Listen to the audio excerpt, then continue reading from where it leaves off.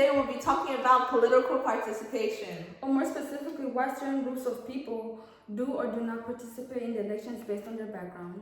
Though we'll touch on local elections, we'll mostly be focusing on more large-scale elections like the presidential one. Now that we have all that done, let's dive in. First, let's start off with the basics. Why does voting matter? Well, due to America being an elite democracy, where we, the general population, elect leaders and politicians to make decisions for us, the truth is voting is one of the only tools we have to influence decisions made about our schools, roads, healthcare, taxes, environment, safety, and housing. Each vote is a piece of the future we want to build. With the importance of voting in America, you must think, oh, a lot of Americans vote, right? Well, surprisingly, compared to other developed countries that are also democracies, America actually has one of the lowest voting participation rates in the world. Why is that? Well, it's because many people feel like voting doesn't matter due to the environment they grew up with and many factors. You might think that someone's background would have little or no effect on whether they vote, but for many people, this is the leading factor.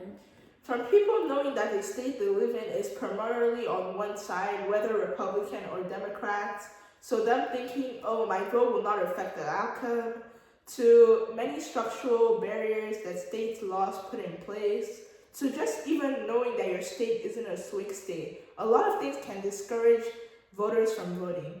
With all of these problems, it's hard to even want to vote, but when we get discouraged, we also need to think about what happens when we do not vote.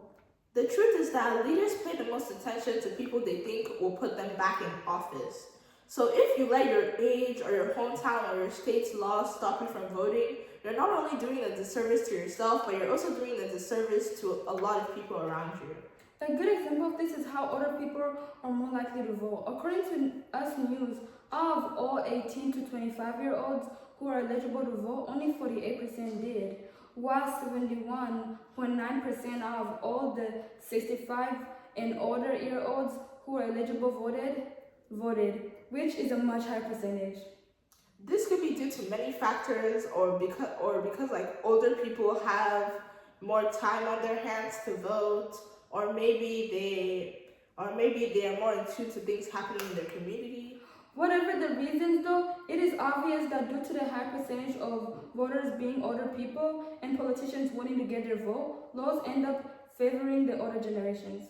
This is evidence in politicians not campaigning on cutting stuff like Medicare or Social Security or raising the age of retirement due to them not wanting to upset or alienate their older voters, but they don't bring this amount of care into things that younger people tend to care about, such as educational affordability or digital privacy.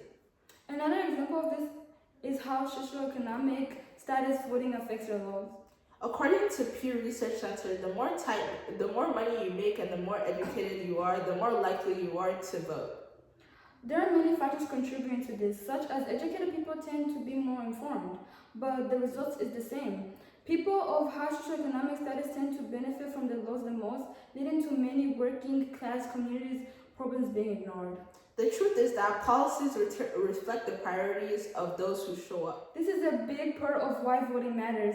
After all, it's been proven time and time again that every vote can sway the election. And we're not only talking about small local elections either, we're also talking about Senate, House, and presidential ones.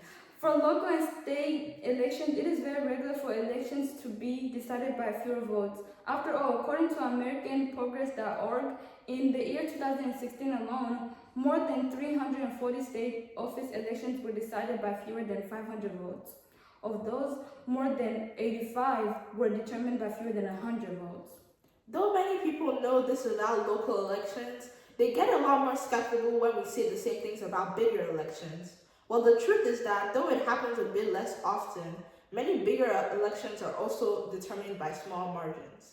After all, according to AmericanProgress.org, from 1976 to January 5th, 2021, more than 85 U.S. Senate elections have been decided by less than 3% of all votes cast.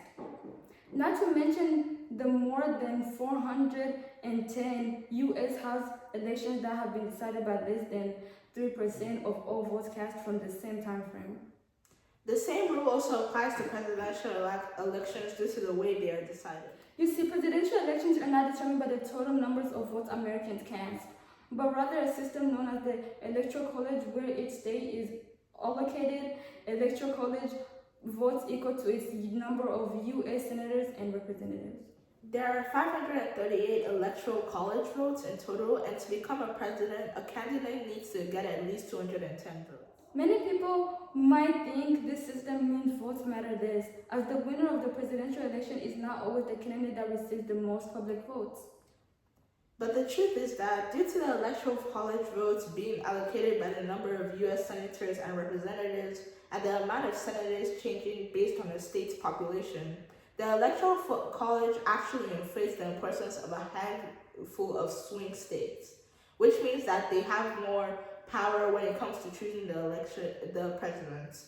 Due to this, the past few presidential elections have been closer than many people realize, with the last two elections being decided by a mere 0.03% of votes and a mere 0.06% of votes. With how close elections have been over the past 50 years, it is safe to say that every vote matters.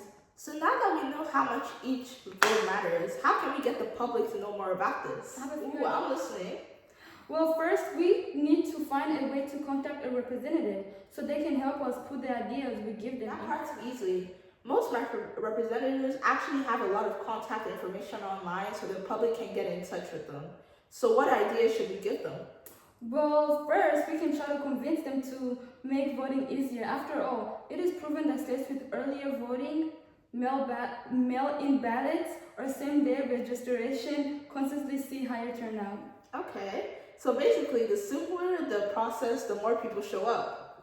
Exactly. Then we can implore them to give more clear, accessible information about voting. After all, imagine if there was a simple guide online for each state talking about what's on each ballot, steps to voting, and deadlines, and even some transportation options. Oh my god, that would make voting easier for everyone, especially those newer voters who are still figuring out the system. And lastly, we can encourage voting in a community. You have it. Now you've lost me. No hate, but I have better things to be doing than to badger people on if they voted or not. Well, hopefully there will be no badgering happening. I know it seems weird to ask somebody if they have voted, but the truth is that humans are very social creatures, and we usually have so much things to do that we forget certain stuff, especially stuff that is important but not necessarily required. That is why just talking about your experience on voting or casually asking a friend, hey, did you vote yet, can help increase turnout while keeping your friendship safe. Okay, as long as my friendships are safe, I like it. Thank you. Okay, guys, so that was basically the podcast for today. Bye.